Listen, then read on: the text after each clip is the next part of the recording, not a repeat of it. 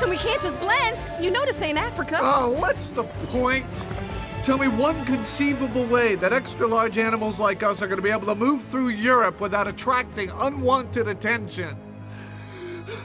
Ben Stiller, Chris Rock and Jada Pinkett Smith turn up the volume for Madagascar 3, a 3D creature feature which finds our wisecracking menagerie adrift in Monte Carlo.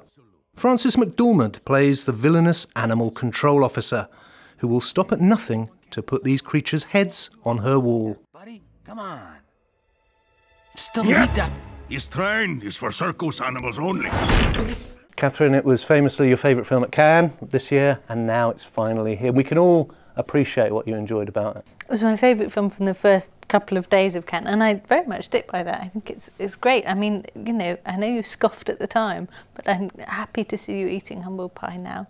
And it is great. It's very inventive and witty, and it shares a lot of talent with a lot of other films that were at Cannes and were very good at Toronto and so on, like Noah Baumbach, who wrote the script, and Stiller and people like that. It's terribly good, and it's also not just funny and inventive and clever.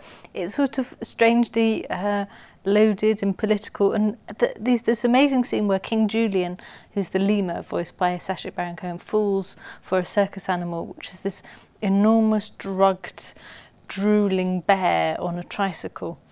Called, and I can't remember her name, she's called something like Stacy. And it's always the most mundane names for those bears, isn't it? Tends to be. And it's sort of an amazing love affair. I loved it. It was one of those films from which really nothing was expected. You know, a threequel for a studio family animation. People think this is about the time that, you know, Shrek almost died on its backside. But this is just terrific. It's terrifically funny, it's bright, it's teeming with life, it's got great funny moments in it. As Catherine says, it's got a great script by Noah Baumbach and Eric Darnell, who did Fantastic Mr. Fox and Greenberg and all these other movies. It's as I say, it doesn't get the attention that something like Tim Burton does, but it's terrific. It's just great stuff.